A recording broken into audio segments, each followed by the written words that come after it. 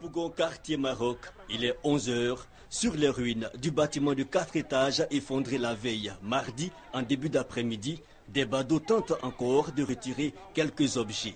Un autre témoin présent au moment même de l'effondrement. Je m'appelle Diallo Amadou Djoudé, je suis le boutiquier sur le rue Saucé. J'ai senti que depuis avant-hier, l'immeuble s'est affaissé. J'ai dit à mon frère, prends tout ce que tu peux prendre, sortons, l'immeuble va s'effondrer. Plus de peur que de mal, 4 blessés légers selon les secours, tous transportés au CHU de Yopougon. Et ces 4 blessés sont les seuls blessés que nous avons pu dénombrer jusqu'à 5 h du matin où les opérations de recherche éventuelle de victimes ont été arrêtées. Un tour au CHU de Yopougon, on n'a pas accès aux blessés faute d'autorisation. Une chose est cependant certaine, les enquêtes sont en cours pour déterminer les causes exactes de l'effondrement. Les causes de ces drames peuvent être de plusieurs ordres. Le premier élément, c'est au niveau de la fondation des bâtiments. Normalement, avant de construire un bâtiment, notamment des immeubles, il faut une étude de sol pour apprécier la qualité du sol qui va supporter le bâtiment. Alors, pourquoi est-ce qu'on fait une étude de sol? L'étude de sol va nous permettre de situer le niveau auquel on va mettre la fondation du bâtiment. Est-ce que la fondation va être à 1 mètre à partir du niveau zéro du sol, à 1 mètre, à 2 mètres, à 3 mètres? Je rappelle simplement qu'il y a certains ouvrages qui ont des fondations qui vont jusqu'à 70 mètres. Donc, il faut déjà faire une étude de sol. Très souvent, les promoteurs privés, beaucoup ne font pas d'études de sol. Vous avez des quartiers d'Abidjan comme des quartiers où on a fait des remblais, des immeubles qui poussent, sans que des études de sol soient faites pour analyser la qualité du sol, pour dire à quel niveau et quel type de fondation il faut mettre. Donc, première cause qui peut faire que les immeubles vont s'écrouler, c'est que les fondations ne sont pas adaptées au type de bâtiment qui est construit. Deuxième cause, élément qui peut causer la ruine de l'ouvrage, c'est que est-ce que les matériaux qui ont été utilisés, notamment le sable, le gravier, le ciment, le fer à béton, est-ce que tous ces matériaux-là sont des matériaux qui sont conformes aux normes qui existent? Troisième élément, c'est est-ce que l'entreprise qui est chargée de construire le bâtiment, est-ce qu'ils ont la compétence? Encore un immeuble qui s'affaisse dans le district d'Abidjan. Le drame s'est produit hier dans la commune de Yopougon, précisément au quartier Maroc. L'immeuble de 4 étages s'est effondré comme un château de cartes. Selon les riverains, l'incident s'est produit aux environs de 15 h. L'unité des sapeurs-pompiers conduite par le colonel Issa Sako sera très vite sur les lieux.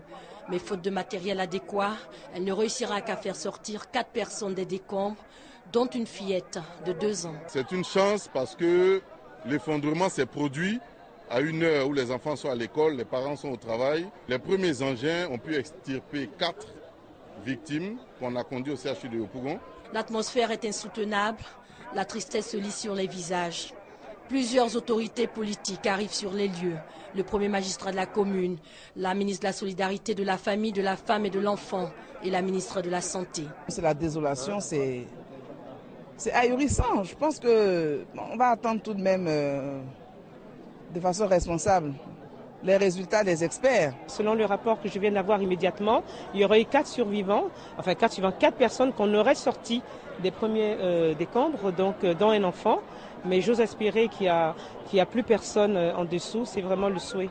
Ce n'est pas la première fois qu'un immeuble s'effondre à Abidjan, mais cette fois-ci, il s'agit d'un immeuble habité par 8 familles.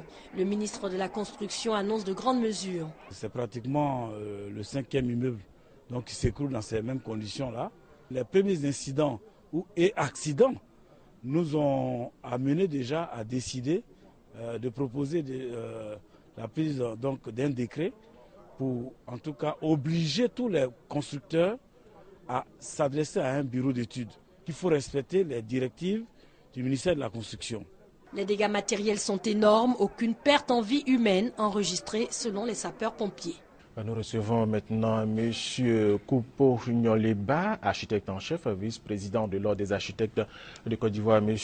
Koupo, merci d'avoir accepté notre invitation. Alors, depuis quelques mois, des immeubles s'écroulent comme des châteaux de cartes dans le district d'Abidjan. Le dernier en date, c'était hier au quartier Maroc de Yopougon. Vous venez de voir tout à l'heure les images. Alors, est-ce que vous êtes rendu sur les lieux? Oui, j'y étais. Alors, qu'est-ce qui s'est réellement passé? Bon, quand j'arrivais, ils avaient commencé déjà à démolir tous les gravats pour retirer certainement tout ce qui était là-dedans. Mais quand on regarde à l'œil nu, par la couleur du béton, donc des parpaings et autres, on sent qu'il y a déjà un problème de dosage. C'est-à-dire quand le béton est bien dosé, il est gris. Et là, tout est pratiquement blanc, couleur du sable et autres. Et puis, il y a aussi le ferrage. J'ai regardé les fers. En tout cas, là-bas, dont la section est plus grande, c'est 12. Et vraiment, c'est de l'amateurisme. Et je l'avais dit ici à plusieurs reprises qu'en architecture, en urbanisme, on ne corrige pas ces erreurs, on les subit, on les fait subir aux autres. C'est ce qui vient de se passer. Voilà, et ce qui s'est passé. Voilà. Et donc, vous savez, le secteur du bâtiment, il est très complexe. Il y a plusieurs corps de métier. Le premier intervenant, c'est l'architecte. C'est l'architecte qui conçoit le projet. Et donc, d'abord, il y a le maître d'ouvrage, donc le client, le propriétaire, donc qui veut construire son bâtiment, qui doit s'adresser à un architecte. Et l'architecte conçoit donc le projet, et tout ce qu'il peut entrer en ligne de compte en fonction du programme que donc, le propriétaire, le maître d'ouvrage lui a présenté. Donc, il conçoit le projet. Et maintenant, il y a la phase de réalisation. Il y a d'autres intervenants. Et comme le disait tout à l'heure le directeur général du LBTP, un architecte, automatiquement, il va demander une étude de sol. Surtout dans ce type de zone-là, c'est une zone sablonneuse. Donc ça dit que la nappe phréatique peut ne pas être loin. Bon, il y a un problème de portance du sol, donc il faut régler. Donc c'est en fonction de ça qu'il fait ses propositions. Et on s'adresse à un bureau d'études qui fait tous les calculs. Section de fer, même les matériaux, tout ce qu'on doit réaliser. Et c'est tout ce dossier-là, ce lot-là, il remet à l'architecte qui contrôle pour voir par rapport à ce qu'il a proposé si c'est conforme. Et on prend un entrepreneur pour construire, mais qualifié. Mais qu'est-ce qui se passe? Ça, c'est le processus normal. Mais ce qui se passe aujourd'hui, c'est que le secteur informel est en train de prendre le pas sur le secteur formel. Et le maître d'ouvrage, il y a deux types de maître d'ouvrage. Il y a le maître d'ouvrage professionnel qui sait comment, dans quelle filière qu'il faut se mettre pour réaliser bien son ouvrage. Et il y a les maîtres d'ouvrage occasionnels. Très bien. Parce que nous nous rendons compte que depuis quelques moments, ici à Abidjan, lorsqu'un programme de construction est mis en place, on a des maisons basses. Mais dès lors que le programme prend fin, quelques mois, quelques années après, on se rend compte que dans ces quartiers, ce sont des immeubles qui poussent. Oui, il y a aussi les modifications qui sont mal faites. Mais là, ce cas-là, c'est un immeuble de, je crois, 5 niveaux, ça va être R+4, qui a été construit entièrement sur donc, un terrain normal. Il n'y a pas eu de contrôle, de suivi. Oui, c'est ce que je dis là. Oui. Nos maîtres d'ouvrage ici, surtout les occasionnels, ils font plus confiance aux maçons. Or, le maçon a une expérience répétitive. C'est-à-dire qu'il ne fait que ce qu'il a appris dans sa formation. Ce n'est pas apprentissage qu'il apprend à construire. Il va dire à un maître d'ouvrage, ah mais patron, nous on a construit un immeuble R+1 à Bobo, mais ça est là, vous pouvez aller voir. Et c'est la technique de R+1 qu'il va appliquer par exemple à un bâtiment de R+4. Au niveau du fait, ça parce qu'il ne fait pas d'études. Qui ne doit pas se faire. Qui ne doit pas se faire. Et aujourd'hui, je pense que il y a des choses qui sont claires. L'ordre de l'architecte est là. On s'adresse. Il y a un décret qui a été pris. Il y a celui des années 70, en 80, on a repris. Et il y a un de 96. J'ai envie de lire même un petit passage pour que les gens comprennent que quand on vient à la télé pour expliquer certaines choses, ce n'est pas... Très rapidement. Voilà ce que le premier article dit. Les projets de construction dont l'estimation établie selon les prix couramment pratiques est égale à 30 millions, toutes taxes comprises, doivent être dressées par un architecte inscrit au tableau de l'ordre de l'architecte de Côte d'Ivoire. Et le décret va plus loin. La mission de l'architecte doit également s'étendre au contrôle de la qualité et de la conformité des travaux. C'est-à-dire, c'est l'architecte qui doit suivre, celui qui coordonne, c'est pour ça qu'on l'appelle le chef d'orchestre, celui qui coordonne tout ça. Et il faut un entrepreneur, et il a assuré pour ça. Et quand vous découvrez ces genres de construction dans les quartiers, qu'est-ce que vous faites?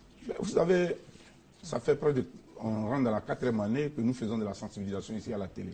Nous sommes consultants et je pense que c'est dans cet esprit-là que vous m'avez fait appel. J'ai montré un immeuble qui était en train de descendre, qui est descendu de 35 cm en zone 4, où il y avait des fissures partout. On a même dit à ceux qui sont là-dedans, nous sommes allés avec des pompiers pour pouvoir faire un contrôle. Pour ce faire, mais il faut reconnaître que... Mais rien n'est respecté, voilà. malheureusement. Et comme le ministre l'a dit, je pense qu'il y a de nouvelles mesures à prendre pour que les choses puissent se faire dans le monde. Merci d'avoir accepté notre invitation.